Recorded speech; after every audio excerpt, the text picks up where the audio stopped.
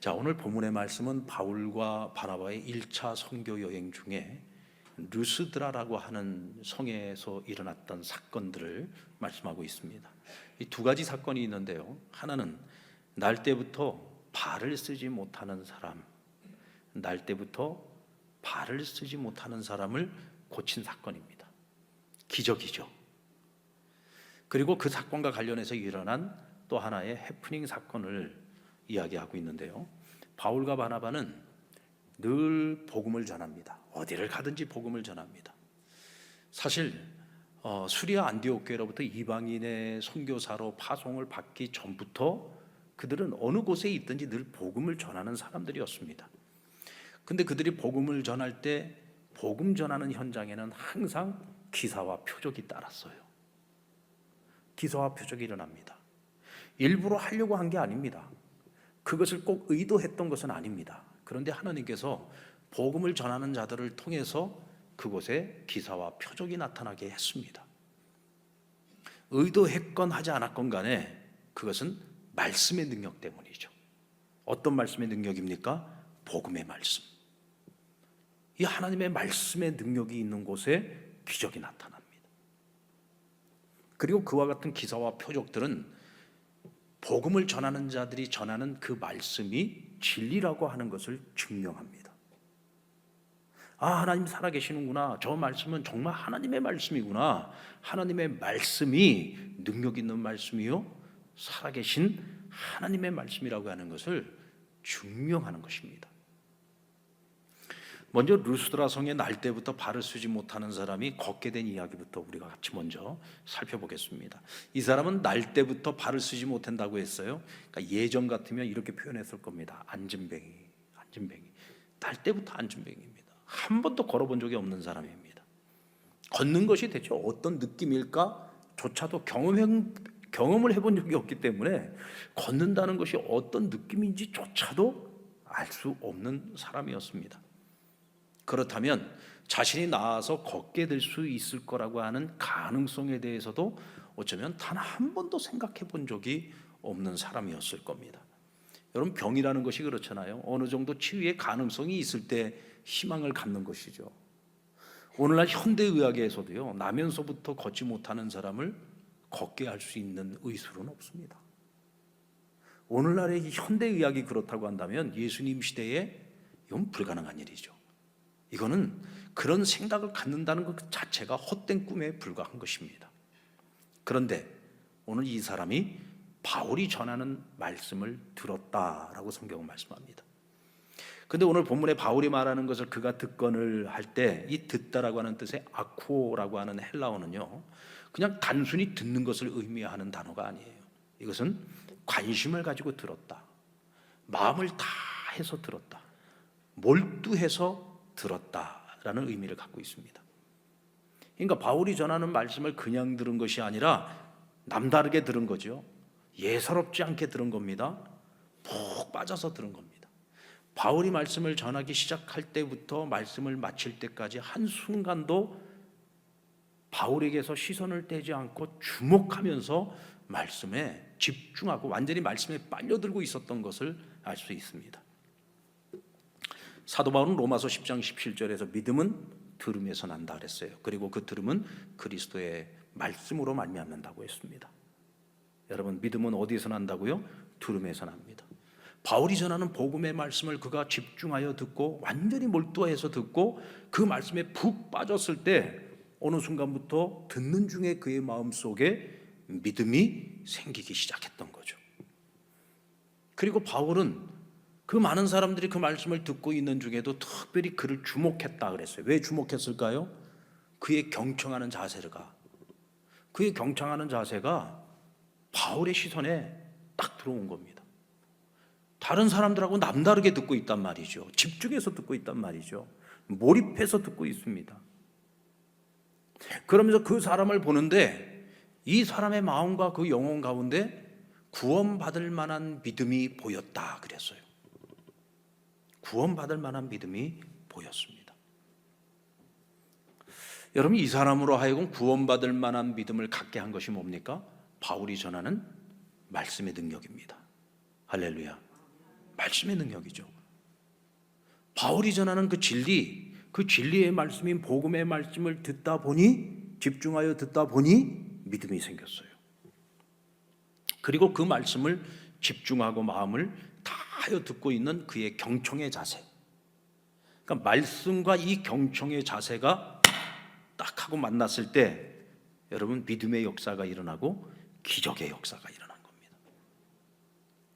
말씀과 경청 이 두 가지가 만나면 여러분, 믿음의 역사가 일어납니다. 이것은 우리가 이 루스드라 성 사건이 아니더라도 오늘 저와 여러분이 지금까지 믿음 생활, 신앙 생활을 쭉 해오는 동안에 오늘 우리 안에서도 충분히 경험했던 일이기도 합니다. 맞습니까? 그렇지 않으면 우리가 이렇게 말씀 앞에 있을 이유가 없죠.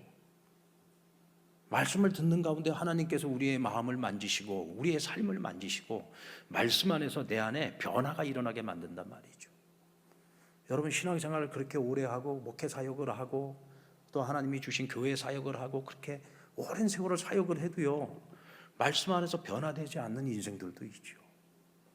그러나 여러분, 말씀 안에서 변화되는 것은 너무나 마땅한 일이고 너무나 당연한 겁니다. 그것은 말씀을 전하는 사람이 능력이 있어서가 아니라 그가 전하는 말씀 그 자체가 능력이 있기 때문에 그런 것입니다. 왜요? 이건 세상의 말이 아니거든요. 세상의 교훈이 아니에요. 세상의 지식이 아닙니다. 하나님의 말씀이기 때문에 그렇습니다. 바울이 처음부터 이 사람을 고칠 생각을 했는지 안 했는지는 우리가 알 수 없습니다만은 분명한 것은 오늘 이 사람이 듣고 있는 그 경청의 자세와 그에게서 발견한 구원받을 만한 믿음, 그것을 보았을 때 바울은 그를 주목하면서 어떤 마음의 확신이 생겼느냐면, 오늘 저 사람이 일어나 걸을 수 있겠구나, 저 사람이 일어나 걸을 수 있겠어 라고 하는 믿음과 확신이 생겼던 거예요. 그러니까 말씀을 전하면서 그 사람과 시선이 딱 마주치는 그 순간 바울이 뭐라고 외쳤습니까? 내 발로 일어서라. 저처럼 이렇게 얘기했을까요? 내 발로 일어서라. 제 생각에는 바울은 굉장히 열렬하게 말씀을 전하는 스타일이었습니다. 열심히 복음을 전하다가 이 사람하고 시선이 딱 마주치는 순간에 그 마음속에 오늘 저 사람이 일어나 걷겠네 라는 믿음과 확신이 생겼을 때 뭐라고 해요? 내 발로 일어서라! 하고 외쳤겠죠.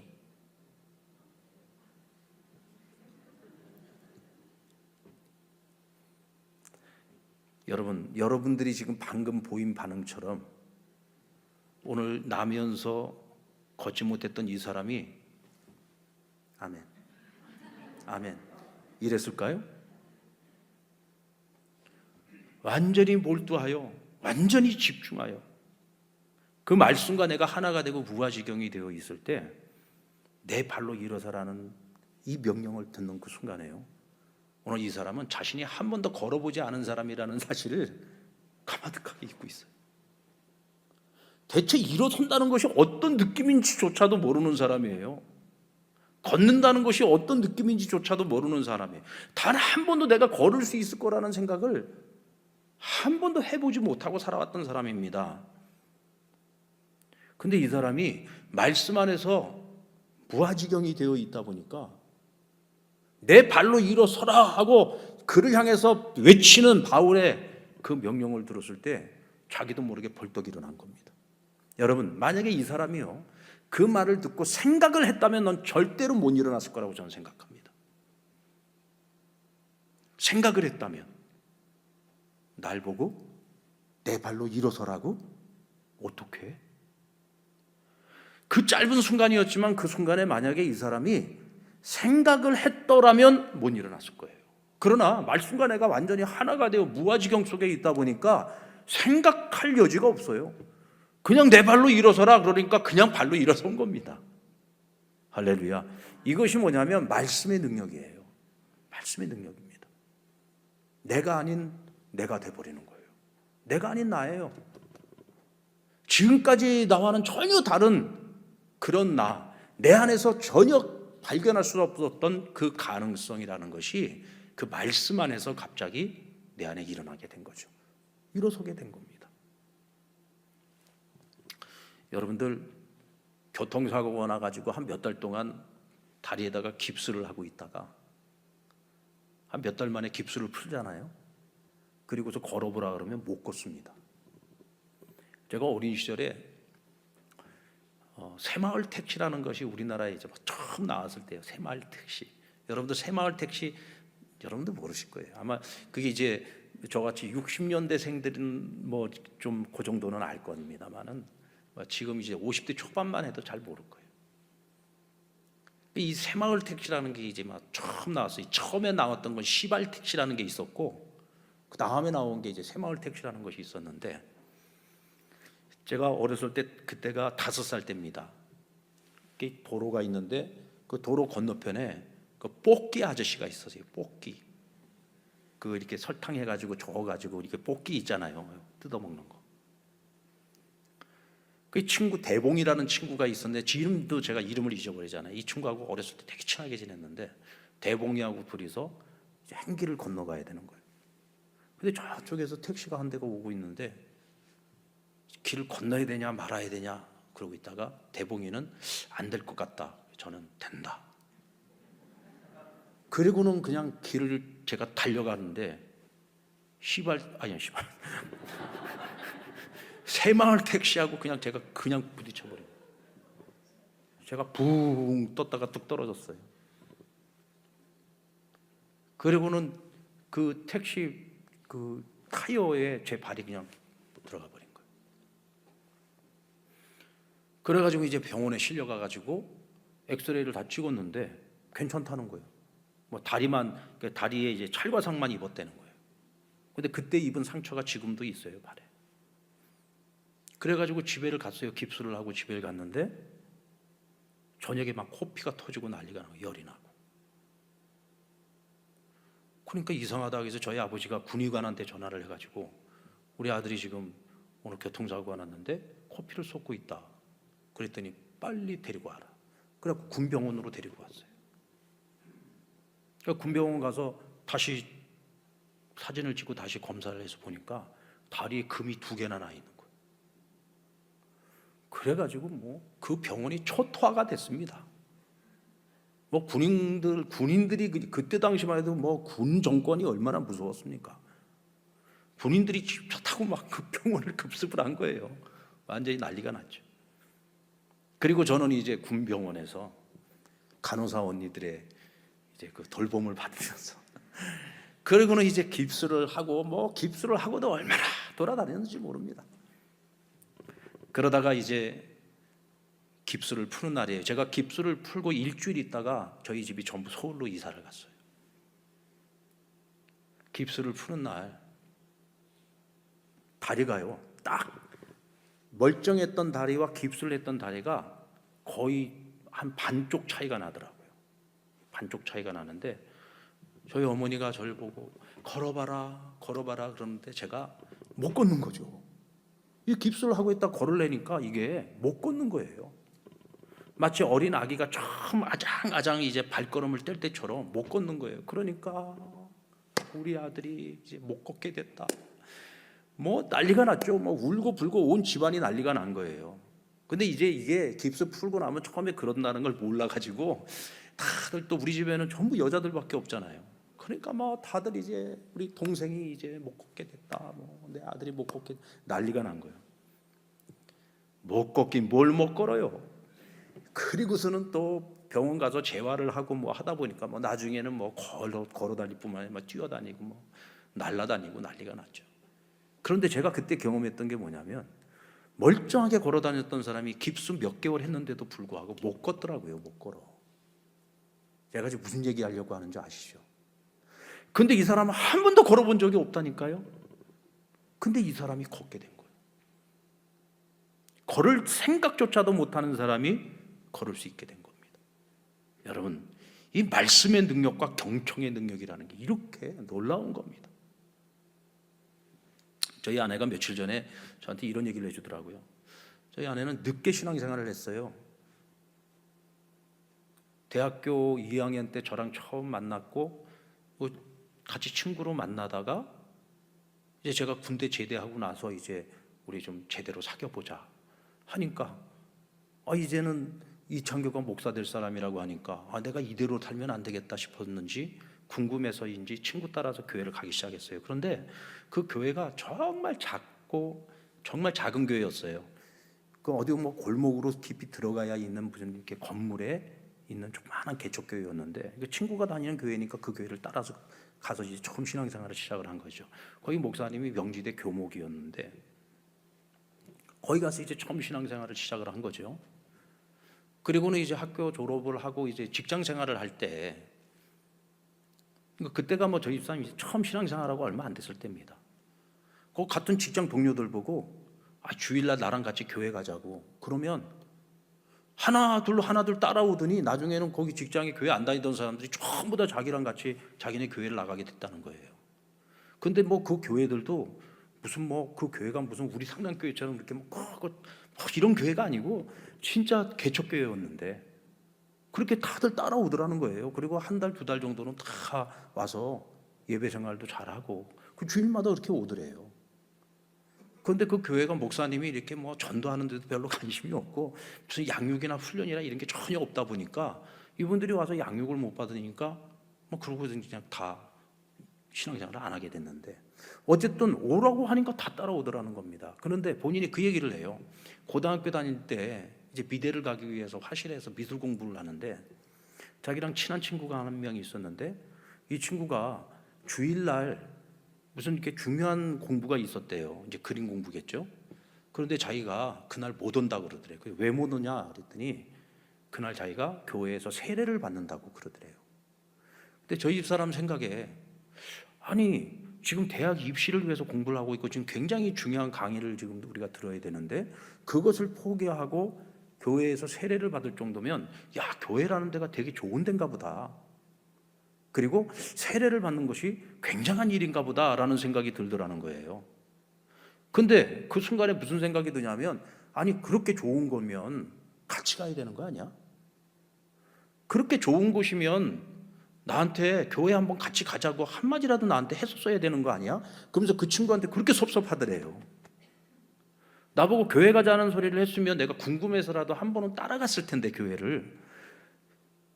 세례를 받는다고 그 중요한 강의까지 빼먹으면서 주일날 교회를 가겠다고 하면서 어떻게 나한테는 한 번도 교회 가자는 소리를 안 했을까? 그게 그렇게 속이 상하더랍니다. 그러면서 하는 얘기가 여기 창원에 사는 사람들, 특별히 이 동네 사는 사람들이 우리 상남교회 앞을 차를 타고 지나가든지 아니면 걸어서 지나가다가 이 예쁘고 이 아름다운 교회를 보면 한번 들어가 보고 싶은 그런 생각이 들지 않을까? 자기 같으면 그럴 것 같다는 거예요.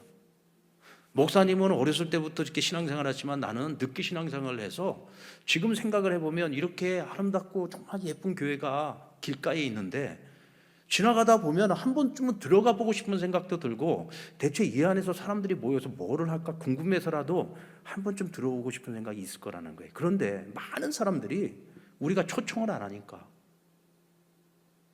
그 사람을 알고 있는 누군가가 야, 우리 상남교회 한번 가보자. 주일날 상남교회 가서 예배 한번 드려보자. 누가 그런 말 한마디만 하면 분명히 따라올 사람들이 있을 텐데 우리가 그 말을 하지 않아서 오지 못하는 사람들도 많을 거다라는 얘기를 하더라고요. 그래서 제가 그 말을 들으면서 그 말이 맞다. 어쩌면은 교회를 한번 와보고 싶은 사람, 신앙생활을 한번 시작해보고 싶은 사람들이 우리 주변에 분명히 있을 겁니다. 그런데 우리가 교회 같이 가보자 이 말 한마디만 해도 따라올 수 있는 사람들이고 이미 준비된 사람들인데 우리가 그 말을 하지 않아서 아직도 교회에 발을 디디지 못하고 방황하는 영혼들이 많이 있다는 거죠. 여러분, 전도가 분명 쉽지 않습니다. 어렵습니다. 그러나 때로는 정말 우리가 전혀 생각지도 못했던, 기대하지 못했던 그런 일들이 일어날 수 있어요. 그러면서 또 한편으로는 저희 아내 얘기가 틀린 부분도 있어요. 중요한 건 누가 가자고 초청하느냐입니다. 누가 가자고 초청하느냐. 평상시에요, 매력이 있어야 돼요. 친구들과의 관계 속에서도 내가 보여지는 모습이 매력이 있어야죠. 사람들에게 덕을 베풀어야 되고 좋은 인상을 남겨야 되고 또 칭찬을 듣는 삶을 살고 있어야 돼요. 좋은 영향을 미치고 있어야죠. 이때 내가 함께 가자라고 하는 이 말 한마디가요 굉장히 힘을 가지고 있는 겁니다. 나랑 같이 교회 가서 예배 한번 드려보자라고 하는 이 말, 아주 짧은 말이고요. 별것 아닌 말이 사실은 초청하는 말이잖아요. 그러나 이 초청하는 이 말 한마디도 굉장한 힘을 갖게 됩니다. 거부할 수 없는 말이 될 수 있어요. 왜요? 그것은 내가 평상시 관계 속에서 선한 영향을 미치고 살았기 때문인 거죠. 그래서 오늘 우리는 지금까지 내가 정말 함께 교회 가자는 말 한마디도 못했다면 그럼 우리가 회개해야 될 일이고,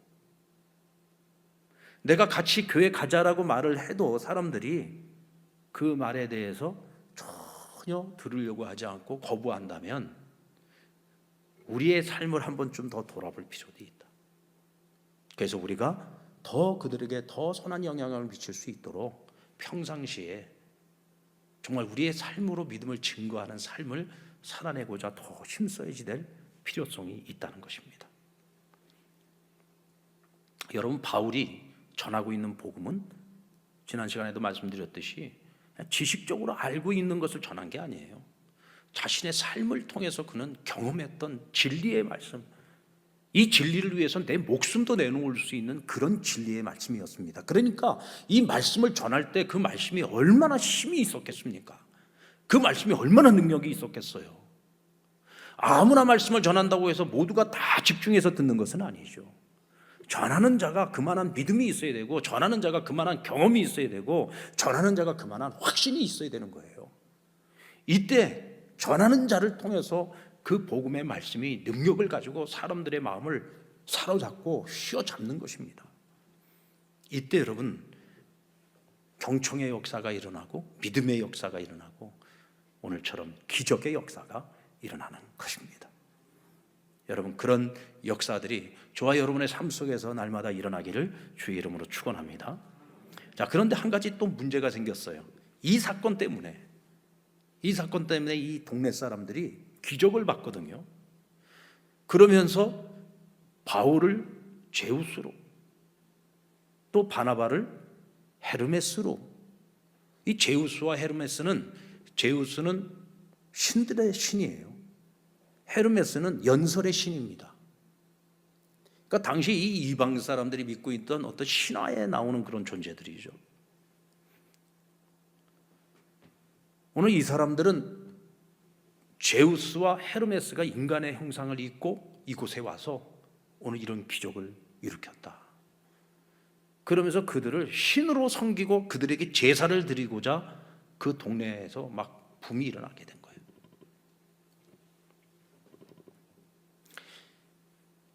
자, 그러면 왜 이 동네 사람들이 이와 같은 행동을 보였을까? 여기에는요, 이 동네에 오랫동안 예전부터 내려오긴 하나의 전설이 있었습니다. 한 번은 제우스 신과 헤르메스 신이 사람의 모습으로 변장을 하고 한 동네에 찾아오게 됩니다. 근데 그 동네 사람들이 아무도 이 두 신을 섬기지를 않았어요. 그런데 빌레몬이라는 사람하고 그의 아내 바욱이라고 하는 두 사람이 이 두 신을 모셔다가 자기 집에서 융숭하게 대접을 합니다. 다시 천상으로 올라간 이 두 신이 의논을 하기를, 우리를 영접하지 않았던 그 마을의 사람들을 진멸시키자. 그것들한테 본때를 보여줘야 된다. 그래가지고 그 마을 사람들을 전부 전멸을 시켜버립니다. 그리고 자기들을 섬겼던 이 두 사람을 제우스 신전의 신전지기로 삼아가지고요, 그들을 축복을 하고 그들이 영원히 행복하게 살았다라는 전설의 이야기가 있어요. 그러니까 이 사람들 그것을 믿고 있었던 거죠.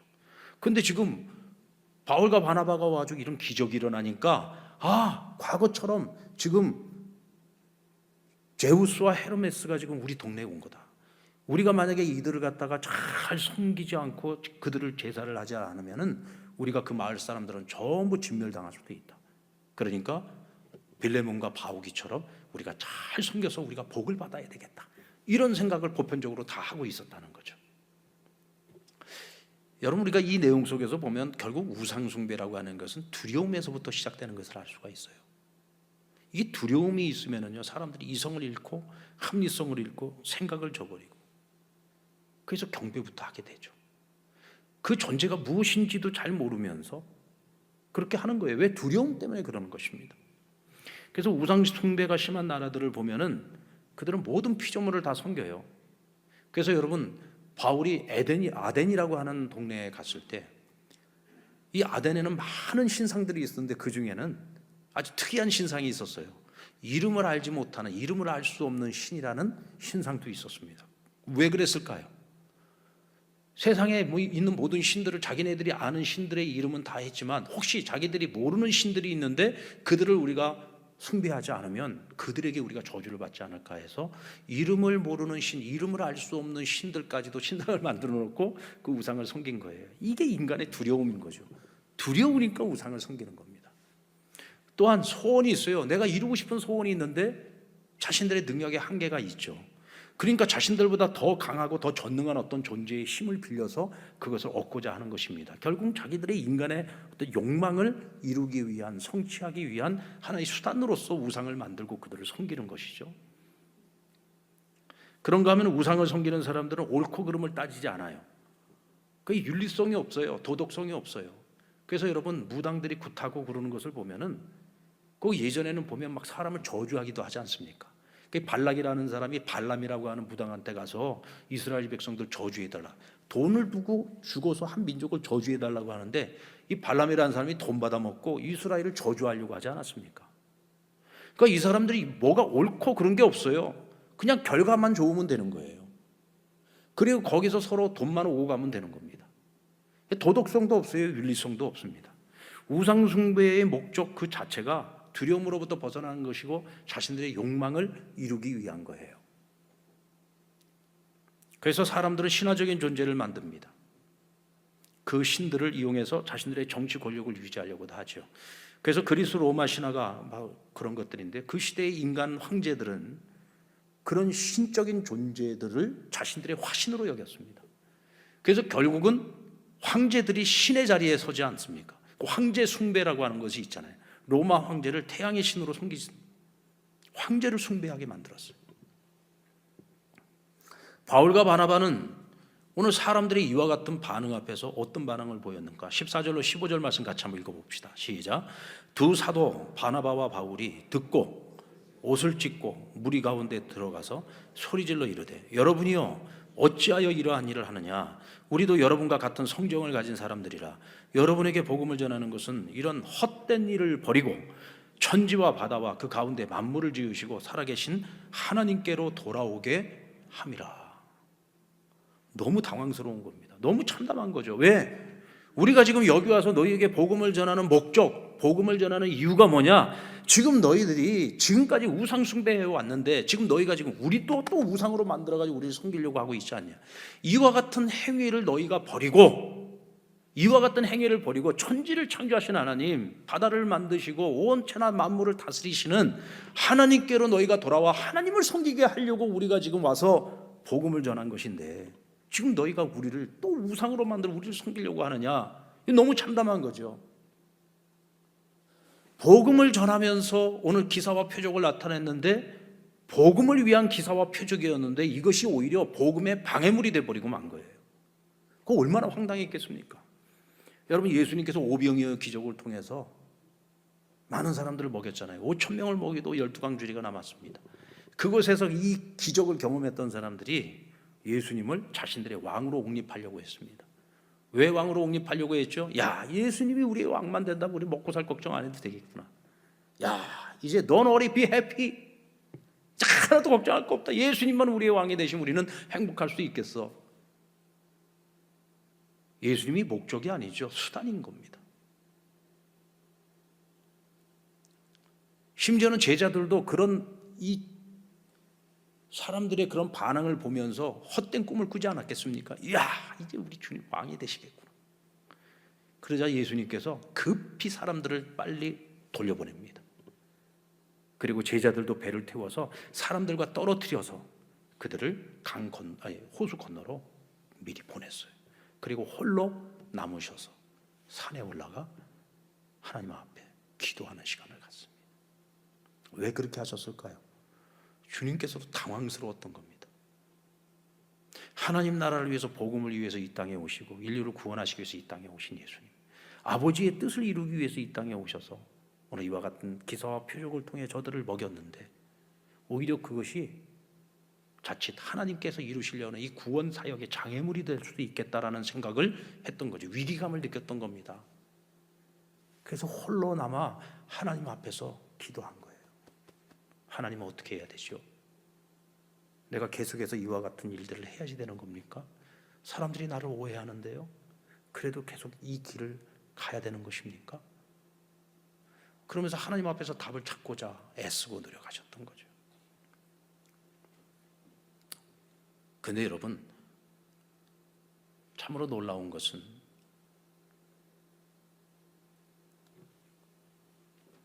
오늘 바나바와 바울과 바나바는 이와 같은 사람들에게 우리는 당신들과 똑같은 사람이야 라고 말합니다. 당신들과 똑같은 성종을 가지고 있는 사람이야. 우린 대단한 사람이 아니야. 오늘 이 사람을 이렇게 일어나서 걷게 한 것은 우리가 아니고 그건 하나님이 하신 일이고 예수 그리스도께서 하신 일이다. 우리가 와서 너희에게 이와 같은 일을 행하고 너희에게 하나님의 말씀을 전하고 있는 것, 복음을 전하고 있는 이유는 너희가 이와 같이 허다한 일들을 버리고 헛된 일들을 버리고 하나님을 섬기게 하려고 이 땅에 온 것이다. 그리고 자신들의 정체성을 분명히 밝힙니다. 여러분, 이게요, 사실 별것 아닌 것처럼 보이지만, 당연한 것처럼 보이지만 이게 결코 쉬운 일이 아닙니다. 오늘날에도 이런 착각 속에 빠지는 사람들이 많이 있거든요. 하나님이 하신 일인데 마치 내가 한 것처럼 착각에 빠집니다. 사람들이 나를 옹호하고 사람들이 나에게 환호를 올리고 사람들이 나를 추앙하기 시작하면은요, 어느 순간에 내가 처음 시작은 복음을 위한 일로 시작했고 하나님을 위한 일이었고 하나님의 영광을 위한 일로 시작을 했는데 나중에는 그 영광을 내가 차지하고 싶은 욕망이 생기기 시작합니다. 내가 하나님의 자리에 서는 거예요. 하나님의 제자, 그리스도의 제자로 만드는 것이 아니라 자기 제자로 만드는 거죠. 여러분, 이 땅에 있는 모든 이단들이 다 그렇게 시작된 겁니다. 처음에는 하나님을 믿었습니다. 하나님을 따랐습니다. 하나님이 주시는 능력도 받았어요.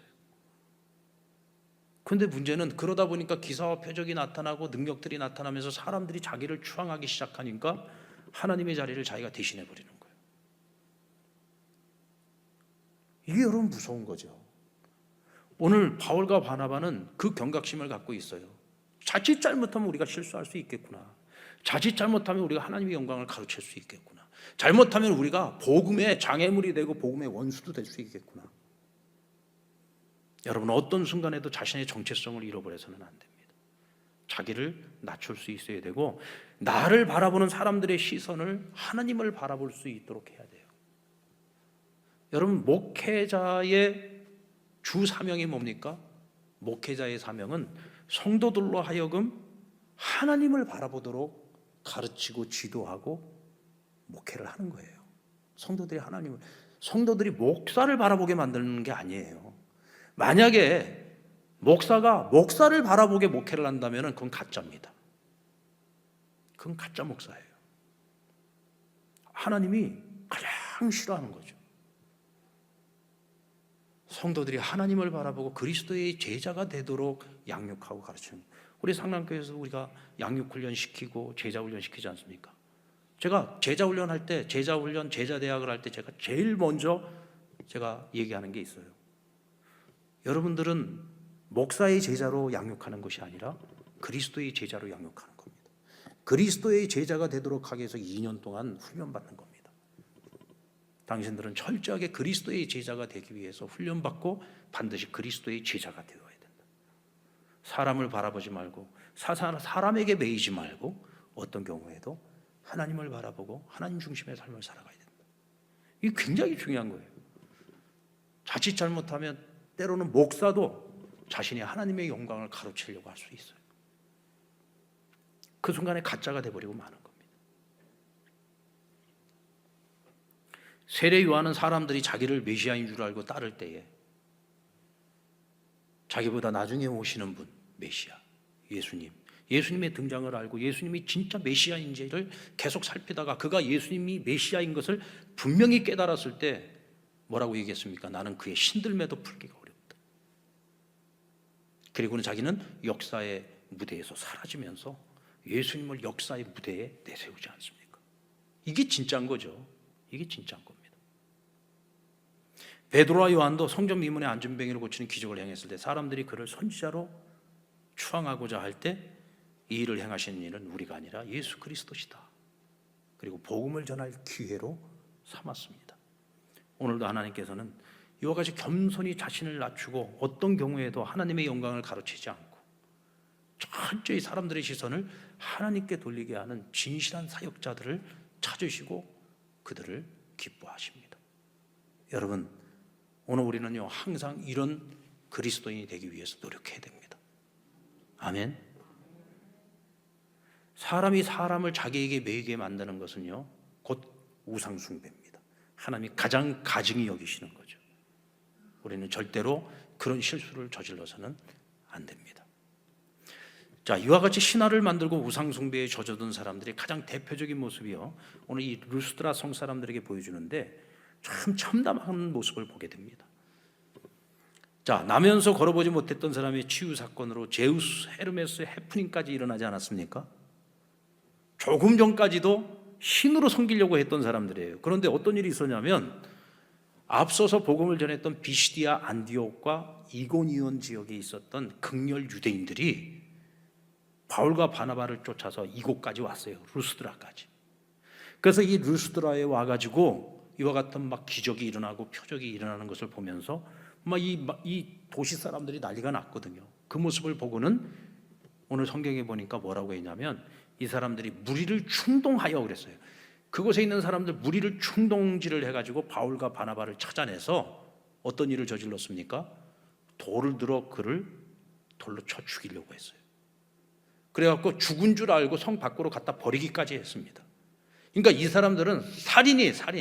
살인할 목적을 가지고 와가지고 바울과 바나에게 돌질을 해가지고 죽인 거예요. 정말로 죽었다가 다시 살아났는지 아니면 죽은 줄 알고 갖다 버렸는지 하여간 그건 알 수 없습니다만은 성경에는 죽은 줄 알고 그를 갖다 버렸다 그랬습니다. 자, 우리가 여기서 주목해야 될 것은 뭐냐? 얼마 전까지 신으로 추앙하려고 했던 사람들이 지금 이렇게 돌에 맞아서 지금 다 죽어가는 상황 속에서도 오늘 이 루스드라 사람들이 아무도 나서지 않았어요. 이들을 지켜주려고 나서지 않았습니다.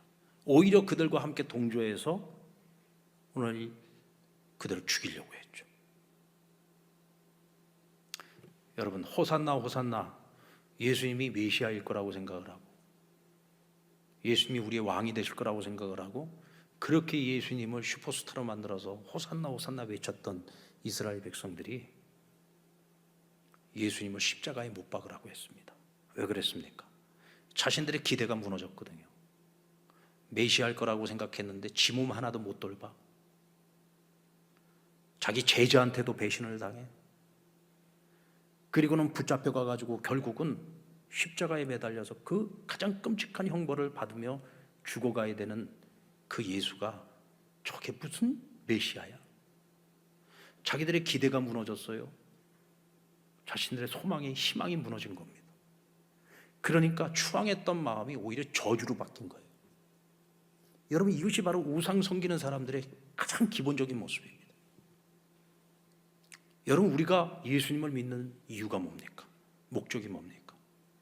만약 우리가 어떤 세상을 살아가면서 찾아오는 수없이 많은 여러 가지 많은 근심, 걱정, 염려거리, 두려움들 이런 것으로부터 내가 평안을 얻기 위해서 내가 예수를 믿는다. 아니면 내가 원하는 것들을 얻기 위해서 예수님을 빌려 내가 어떤 하나님이 주시는 힘과 능력으로 내가 얻고자 하는 것들을 얻기 위해서 내가 신앙생활을 한다. 그러면 여러분, 우리는 하나님을 믿고 예수님을 믿고 있지만 하나님을 우상 섬기듯이 믿고 있는 거예요. 예수님을 우상 믿듯이 믿고 있는 것입니다. 한마디로 말해서 하나님을 우상으로 만들어버리는 거예요. 예수님을 우상으로 만들어버리는 겁니다. 하나님이 가장 가증히 여기는 것이 바로 그거거든요. 하나님을 섬김에 있어서 하나님을 우상 섬기듯이 섬기는 것, 예수님을 섬겨도 예수님을 우상 섬기듯이 섬기는 것, 하나님이 가장 가증히 여기시는 거죠. 그래서 오늘 우리는 바울이 내가 복음을 전하는 이유가 뭐냐, 이것에 대한 정체성, 단 한순간도 흔들리지 않고 방향을 잃어버리지 않고 자신이 가야 되는 예수 믿는 목적, 주를 위해서 살아가는 삶의 목적, 예수 믿는 목적, 이것이 흔들리지 않아요. 요동하지 않아요. 이게 분명해요. 오늘 이것이 우리에게 정말 중요하다. 우리가 이것을 잊고 살면 예수를 믿지만 우리가 어쩌면 우상숭배자가 될 수 있어요. 하나님을 믿지만 우리가 우상숭배자가 될 수 있는 거예요. 바로 그런 우상, 세상이라는 우상, 성공이라는 우상, 세상의 즐거움이라는 우상, 이런 것들을 버리고 오직 하나님의 영광을 위해서 살기 위해 우리는 예수를 믿는 것입니다. 우리는 이 땅의 것이 아니라 하나님의 나라를 소망을 두고 영원한 것에 소망을 두고 살아가는 것이죠. 그래서 바울은 자신의 전생애를 주를 위해서 바칠 수 있었던 것처럼 우리도 주를 위해서 나의 모든 것을 바칠 수 있는 그런 믿음의 사람으로 그 길을 걸어가려면 여러분, 내가 예수 믿는 이유, 내가 복음을 전하는 이유, 내가 믿음의 길을 걷고 있는 이유를 분명히 하고 살아야 됩니다. 여러분, 저와 여러분이 말씀과 경청의 능력을 통해서 기적의 주인공들이 되기를 바랍니다. 어떤 순간에도 우리의 방향을 잃지 마십시다. 우리의 목적을 잃지 마십시다. 오늘 이 시간 주신 말씀 붙들고 우리 함께 찬양하고 함께 기도하며 나아가겠습니다.